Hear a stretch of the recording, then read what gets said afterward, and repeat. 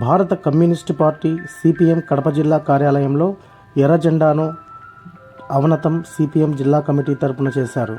CPM జిల్లా కార్యదర్శి G Chandrasekhar మాట్లాడుతూ, అఖిల భారత కార్యదర్శి సీతారాం ఏచూరి గారు ఢిల్లీలోని ఎయిమ్స్లో 23 రోజులుగా చికిత్స తీసుకుంటూ మరణించడం సిపిఎంకు పూడ్చలేని లోటు ఏర్పడిందని ఆయన తెలిపారు. కామ్రేడ్ సీతారాం ఏచూరి గారి మరణానికి సిపిఎం జిల్లా కమిటీ ఘన నివాళి, లాల్ సలాములు, రెడ్ సెల్యూట్ తెలుపుతున్నదని అన్నారు. మతతత్వాన్ని పార్లమెంటులో గీటుగా ఎదుర్కొన్న ఏచూరి భారతదేశ ప్రజాస్వామ్య, లౌకిక గణతంత్ర సోషలిస్టు రాజ్యాంగాన్ని కాపాడటానికి ఆయన అహర్నిశలు కృషి చేశారని వారు కొనియాడారు. భారతదేశంలో కార్పొరేట్ల దోపిడీకి సహకరిస్తున్న ప్రభుత్వాల విధానాలను చట్టసభల్లో మరియు బయట తూర్పాడబట్టి ప్రజలను చైతన్యవంతం చేయడంలో ప్రముఖ పాత్ర వహించిన మార్క్సిస్ట్ మేధావిగా గుర్తింపు పొందారని వారు కొనియాడారు. ఈ కార్యక్రమంలో సిపిఎం కడప నగర కార్యదర్శి ఏ రామ్మోహన్, సిపిఎం జిల్లా కమిటీ సభ్యులు కె శ్రీనివాసులు రెడ్డి, బి దస్తగిరి రెడ్డి, కడప నగర కమిటీ సభ్యులు చంద్రరెడ్డి, సిఐటియు నాయకులు స్టీఫెన్, నారాయణ రెడ్డి, ఎస్ఎఫ్ఐ జిల్లా అధ్యక్ష కార్యదర్శులు రాహుల్, రవి, రామకృష్ణారెడ్డి, మాధవ్ రెడ్డి, కుమారస్వామి, రఘు తదితరులు సంతాప సభలో పాల్గొన్నారు. కమ్యూనిస్టు ఉద్యమానికే కాకుండా భారతదేశంలోని లౌకిక ప్రజాస్వామ్య పురోగమనాలకు కూడా తీరని లోటు.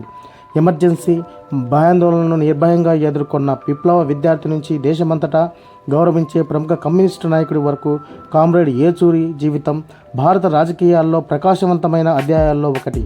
అతను జాతీయ రాజకీయాలను ప్రభావితం చేసే రాజకీయ ఎత్తుగడలను రూపొందించడంలో కీలక పాత్ర పోషించాడు. కామ్రేడ్ సీతారాం ఏచూరి మృతి సిపిఎంకు ఎప్పటికీ పూడ్చలేని లోటు. వ్యక్తిగతంగా ఇది చాలా బాధాకరమైన సందర్భం అని ఆయన అన్నారు. మరణించడం జరిగింది. ఆయన మరణానికి సిపిఎం పార్టీ కడప జిల్లా కమిటీ సంపూర్ణ సంతాపాన్ని తెలియపరుస్తూ ఉంది. ఆయన జీవితకాలం మనం చూస్తే విప్లవోద్యమంలో ఆయన ప్రయాణం విద్యార్థి దశ నుంచి ప్రారంభమైంది. ఆయన విద్యార్థి దశలో హై స్కూల్ స్టేజీలోనే ఆల్ ఇండియా విద్యార్థిగా వచ్చినటువంటి తెలివైనటువంటి విద్యార్థిగా మనకు చరిత్ర చెప్తా ఉంది.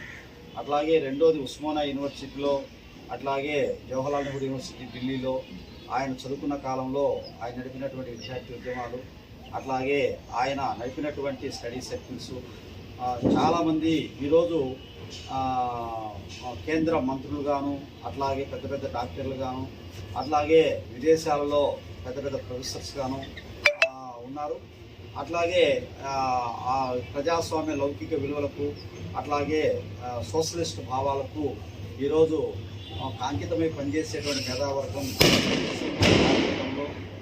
వాళ్ళని తీర్చిదిద్దడంలో, అటువైపుగా వాళ్ళని ఆలోచింపజేసి నడిపించడంలో సీతారాం ఏచూరి కీలక పాత్ర వహించారు.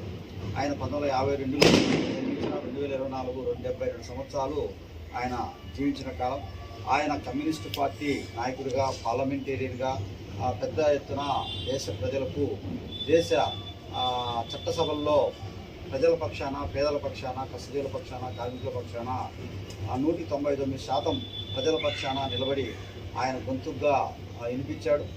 అలాగే ఆయన మాట్లాడేటువంటి తీరు కానీ, అట్లాగే ఆయన సమస్యను లేవనెత్తేటువంటి పద్ధతి కానీ, ప్రభుత్వాల యొక్క విధానాల్లో ప్రజా వ్యతిరేకత ఏ రూపాల్లో దాగి ఉందనేటువంటి కొత్త విప్పి దేశ ప్రజలకు చట్టసభల్లో వివరించి చెప్పినటువంటి వాడు.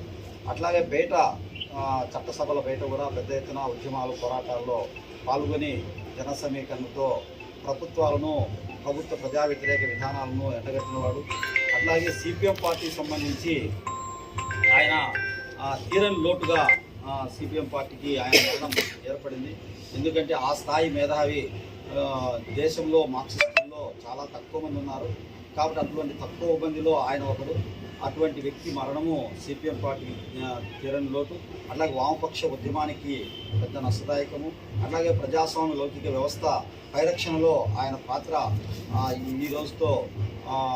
ఈరోజు ఆగిపోయింది ఆయన గొంతు. కాబట్టి ఆయనకు సిపిఎం పార్టీ కడప జిల్లా కమిటీ వాళ్ళు అర్పిస్తూ ఉంది.